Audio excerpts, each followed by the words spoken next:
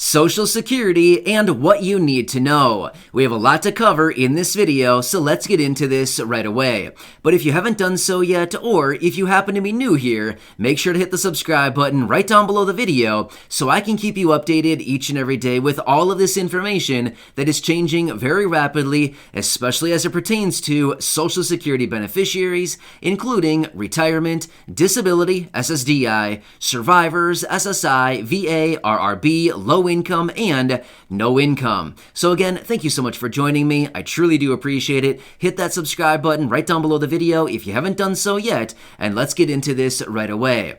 Alright, so there is actually some very important information that you need to understand about Social Security. So I have a variety of different points I want to walk through in this video, so let's get through these one at a time. Alright, so number one, Social Security historically pays out about 40% of what you were earning during your working years, which is what makes it so incredibly difficult for so many people to live strictly on Social Security benefits. I see it down in the comments section all the time, where many people in this community are really struggling right now living on strictly Social Security benefits. Well, as you can see, the way that these benefits are calculated and the formula behind these benefits, it's basically setting it up to make it really hard to live strictly on these benefits. So let me tell you some numbers behind all of this. So the way that this is operated, Social Security takes your income from your 35 highest income years, and they average all that income out, and they run a calculation to determine what your benefit will actually be.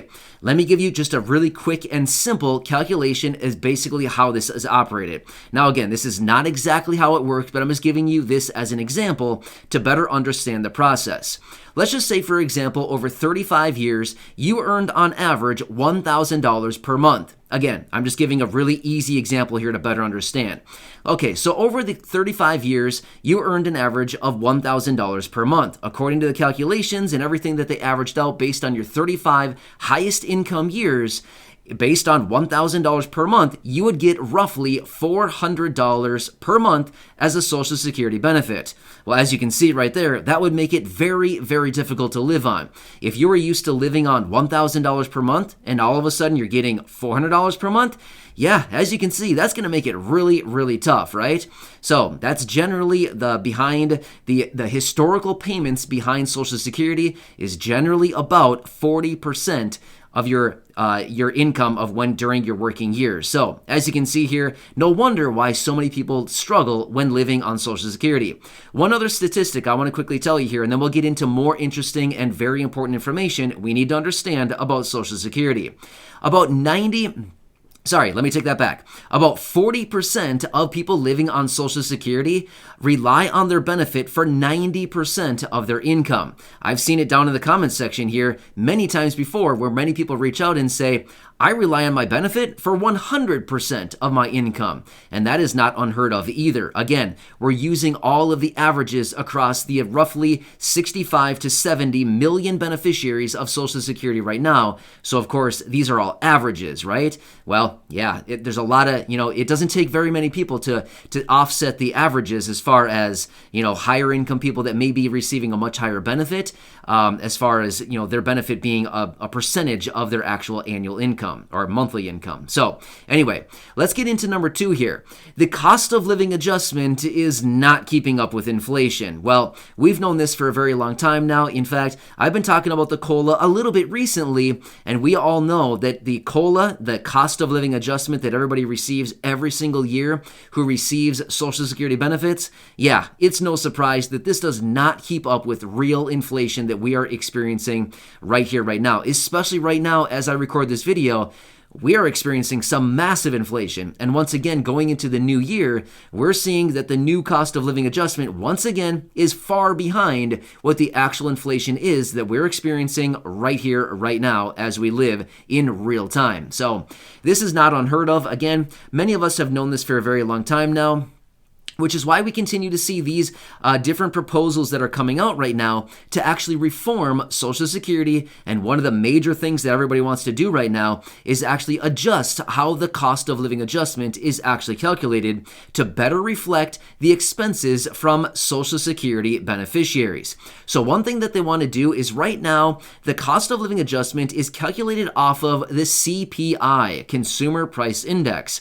However, what they want to do is set up a CPIE, which stands for Consumer Price Index for the elderly. And this would be applied across all Social Security benefits, and it would probably also translate into SSI benefits as well, which again is a program that is not Social Security technically, but yet it is administered by the Social Security Administration.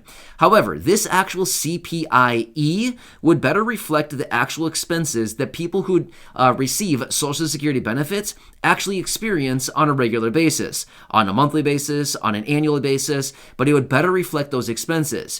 What they find from their studies and their surveys and things like this is the vast majority of Social Security beneficiaries spend the vast majority of their income on healthcare and on food and medical expenses, things like this. So the CPIE, Consumer Price Index for the elderly, would better reflect a higher weighting into healthcare, medical expenses, foods, things like this, rather than what the CPIE actually does, because that takes into account a variety of different inflationary measures based on a lot of things that don't necessarily impact Social Security beneficiaries all that much. Well, as much as just everybody else out in the world. So I hope that kind of makes sense, but they want to adjust the cost of living adjustment to make it better reflect. So therefore, the cost of living adjustment on an annualized basis would likely be a little bit higher each and every year to better reflect those expenses. So we've seen some years come in fact, over the last couple decades here, we've seen some years come in with a zero cost of living adjustment for the year. Well, really, I think all of us can agree that regardless of how much inflation is, even if it's, minimal, which it's been a long time since we've seen minimal inflation, but even if it's minimal, there's still some inflation. There's very rare that we're going to see zero inflation going forward. That's just not really a thing, right? That's the whole job of the Federal Reserve, is to maintain about a 2% inflation every single year. That is their focus. So we know that there's about at least 2 to 3% of inflation every single year. That's what the Federal Reserve does. So anyway, let's keep rolling here. So that is number 2. Number 3, something else that we want to focus on here as well. Again, we don't want to worry about this, but it's something that we need to keep in mind, and something else that is certainly out there unless we get action out of Congress, which again will translate right into my next point, which is potential insolvency of the program. So as of right now, according to everything that we're seeing and according to the latest readings, it looks like the Social Security Trust Fund could be completely insolvent. In other words, dried up, no more money within the trust fund as of about 2033. Now I get it, that's a long time from right now. That is many years out into the future.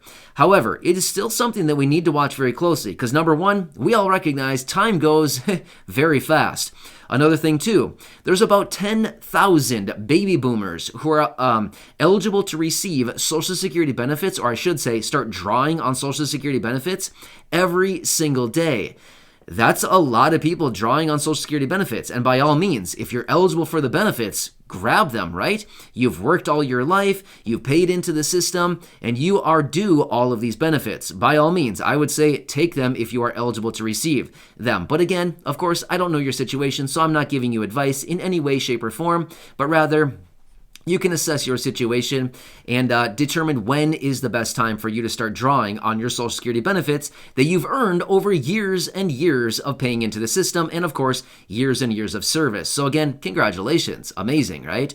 But anyway, a lot of people started to draw on the system, starting to start drawing on their Social Security benefits, which again is going to put a little bit more kind of stress on the Social Security Trust Fund. Meanwhile, there are less people paying into the Social Security Trust Fund because the participation rate in the economy is actually dwindling. Therefore, it is less people working, paying into Social Security through payroll taxes. Meanwhile, more people are starting to draw on their Social Security benefits. Kind of get what I'm saying here? So, more people drawing while less people paying in. So, it's a kind of a losing formula. That is why we need to talk about Congress and what they need to do actually going forward to actually reform these programs before it is unfortunately too late. So this is where we come into our next couple points here, and this is where John Larson, representative, who out of the House of Representatives, and people like Al Lawson, as well as many other people throughout Congress who want to reform Social Security and shore up this program so that it maintains solvency for many more years and decades to come into the future. So that is why we have the Social Security 2100, which was introduced by John Larson, out of the House of Representatives. And one of the provisions within this package, of course, there's many different proposals within the Social Security 2100, but there's about 12 different provisions in there to actually shore up the Social Security program, as well as raise benefits, also instituting the new CPIE, which is that the Consumer Price Index for the elderly. I have all these acronyms. I keep getting them mixed up in my head. But anyway, so one of the provisions within the Social Security 2100 is to implement this new CPIE, which is the Consumer Price Index for the elderly, which we just talked about a minute ago, as well as adjusting benefits, the minimum guaranteed benefit, raising that up as well as providing raises to millions of beneficiaries. There's a lot of really good stuff in there. So that is one of the proposals out there. Also, we have the new proposal out of Al Lawson. Lawson and Larson. I know I've talked about these a couple times recently, but these are a few proposals that we want to talk about and keep our eyes on because we never know when Congress could actually bring these in and actually implement these, which would actually give a lot more solvency to the program and actually shore it up and help pay it and make sure that these programs are still solvent many more years into the future for many more generations. But the proposal from Al Lawson would also implement raises, shoring up the minimum guaranteed benefit, as well as implementing the CPIE, which is the Consumer Price Index for the elderly, which we've talked about a couple times here already. So as you can see, there are a few proposals out there to help the Social Security program and ultimately make sure that there is solvency for many, many more years into the future. So it's actually a little bit encouraging to see what's going on out there across Congress, but again, it would take an act of Congress to get all of this done. The president cannot do this through executive order. It must be done through congressional action, bipartisan support, by the way. It cannot be done through reconciliation, which is some of the maneuvers that we've seen recently to get some of these massive multi-trillion-dollar packages through Congress. It cannot be done that way. It needs to be done bipartisan, which could be a little bit of a headache, we could maybe say, in Congress, because we just don't know where everybody stands on this, but ultimately, it wouldn't take all that much support across the parties. It would just need enough to get it through the necessary votes through the House and the Senate and then on to the president. And of course, we would hope that the president would support some kind of Social Security reform to actually make these programs more solvent and make sure that they are there for many more years to come into the future. However, one more thing I want to hit on really quickly. Let's just say, in theory, that Congress does absolutely nothing for the next, let's just say, 12 to 13 years or so, until we get into early 2033 or so. Let's just say that hypothetically or theoretically they do absolutely nothing. Okay, what would happen then? The trust fund is totally depleted. Zero money left in the trust fund. Does that mean that Social Security is completely done and over with? All the benefits are done, they just dry up and that's it? Boom, sorry, game over? Well, no, not really. Let me explain how this would happen. According to what they've actually said, at the time of insolvency, so in the event that the trust fund is completely depleted, no more money in the trust fund. Sounds scary, right? All the benefits would end? Well, no. Here's what would happen. They said that they'd be able to pay about 78% of promised benefits. Therefore, let me give you another quick, easy example. Right now, they're paying 100% of promised benefits. However, in the event of insolvency, they would only be able to pay out the amount of money that is being paid in through payroll taxes. They said that that would be about 78% of promised benefits. So here's the example. Let's just say that you're receiving right now a $1,000 monthly benefit, or I should say at the time of insolvency, you're receiving a $1,000 monthly benefit. In the event they can only pay out 78%, that would mean that your benefit would go from $1,000 per month down to $78 per month. Sorry, I said that totally wrong. $780 per month.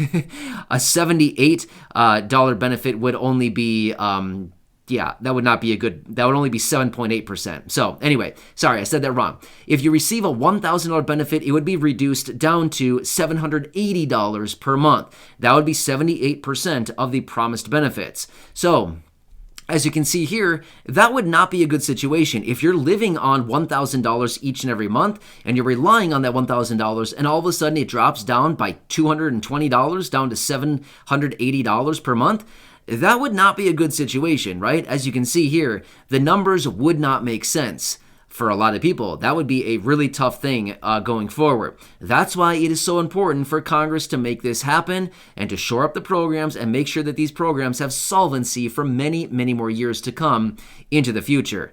But anyway, these are a few of the topics I wanted to lay out here for you that we need to keep our eyes on when it comes to Social Security, and a few things that you certainly need to know, as all of this is going to impact literally every single Social Security beneficiary going into the future. Anyway, I hope this helps you out. I'm here for you in any way that I can be. Please leave your comments and questions down below. I'll do what I can to answer them, as well as do whatever I can to make dedicated videos if I have the same questions coming up. But either way, leave your comments and questions down below. Share this video with your friends, family, and social media. And please remember, hit that subscribe button right down below the video if you haven't done so yet, so I can keep you updated each and every day with all the latest information, as information is changing very, very rapidly right now. Enjoy your day. Stay safe out there. Thank you so much for your support. Go back and check out some of the other nearly 2,000 videos right here on the channel. And of course, if you haven't done so, like I said, subscribe down below so I can keep you posted every single day. Enjoy. I'll catch you again later in the next one.